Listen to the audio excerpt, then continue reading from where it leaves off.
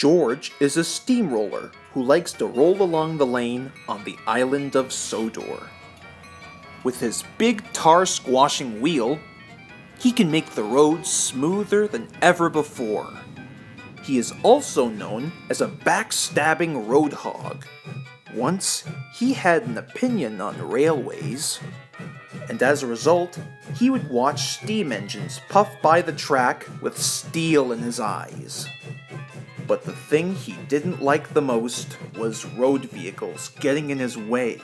This would make George furious, and make him cry out his usual phrase, "Railways are no good, turn them into roads! Pull them up, turn them into roads!" One morning, Rheneas brought George to a tar and cement mixing yard in case if he's needed for the operation. George was very rude. "At long last, I'm glad this is over." "Yeah, well, so am I.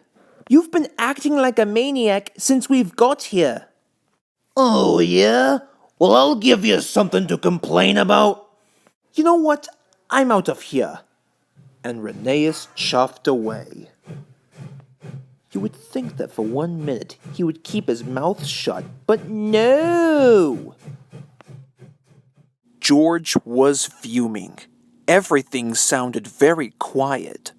Suddenly, the silence was broken. "So, you don't care about the railway, eh?" "What? Who's saying that?" "Over here, you twit. My name's Bulgy. And don't even ask how I got that name. It's a long story." "Well, I'm George. What is a double-decker bus like you doing here?" "Oh, I've been found out by the Fat Controller and punished for causing a silly accident." "Oh, I've been punished as well, for trying to turn the railway into a road." "Say, looks like you and I have something in common." I guess so, rhetorically." I knew it! This could be the beginning of a wonderful team-up. Roads voices rails.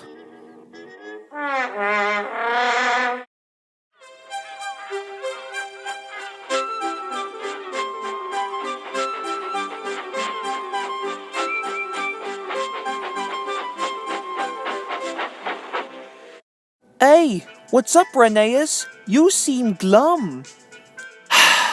It's George, Rusty.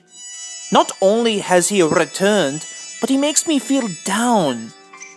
Well, just try to ignore him.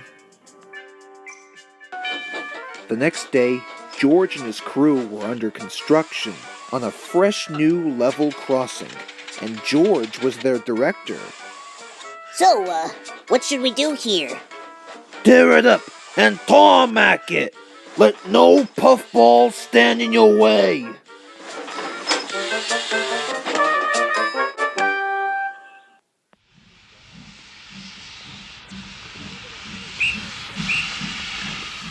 Come on, Arthur, off we go. We don't want to be late.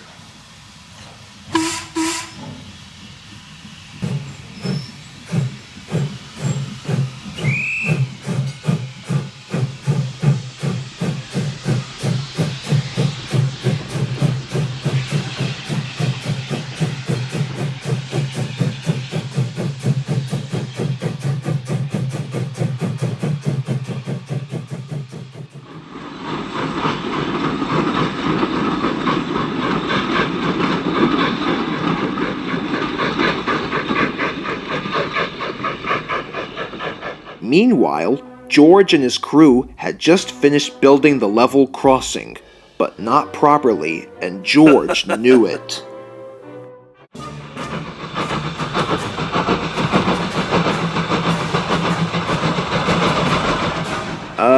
Driver, I think we better stop.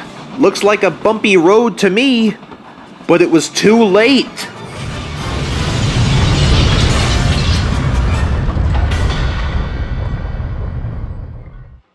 Later that day, Rheneas told Murdoch all about George. So you see, Murdoch, It's become quite clear to me that George hasn't learned sense on being really useful just like any other vehicle. I see, mate. Sounds like this George character just wants the entirety of the railway to himself. No kidding. Suddenly, something unusual caught Rheneas' eyes. There stood Bulgy with a sign on him that read, Railway Bus. Bulgy's engine revved, and he set off. Yabo Snubs! Bulgy, what's he doing here? Don't you worry, mate. I'm sure he or George wouldn't cause any of us any trouble. Anyways, got to go. Goodbye.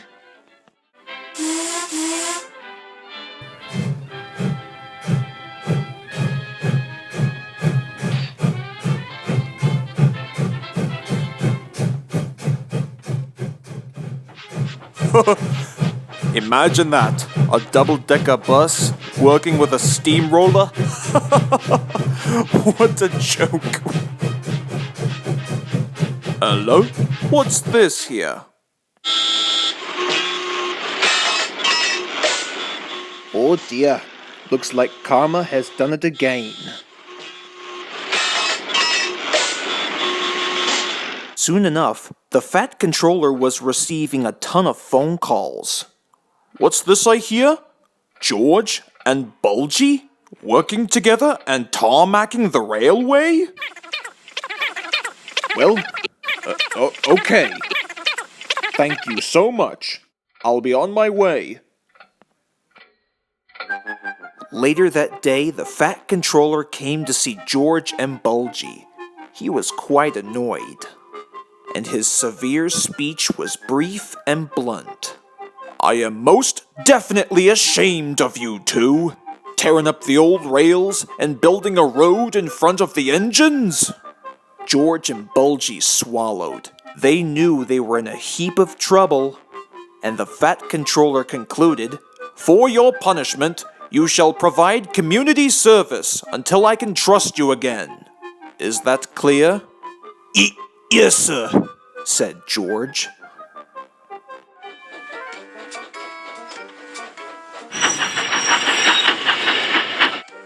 Well, what do we have here? Looks like we've gotten ourselves a villainous duo, not being allowed on the road until their punishment has lifted. But don't worry, I'm sure that you'll learn your lesson next time. I am sorry to say that after all their chaos, I assure you that there clearly wouldn't be a next time.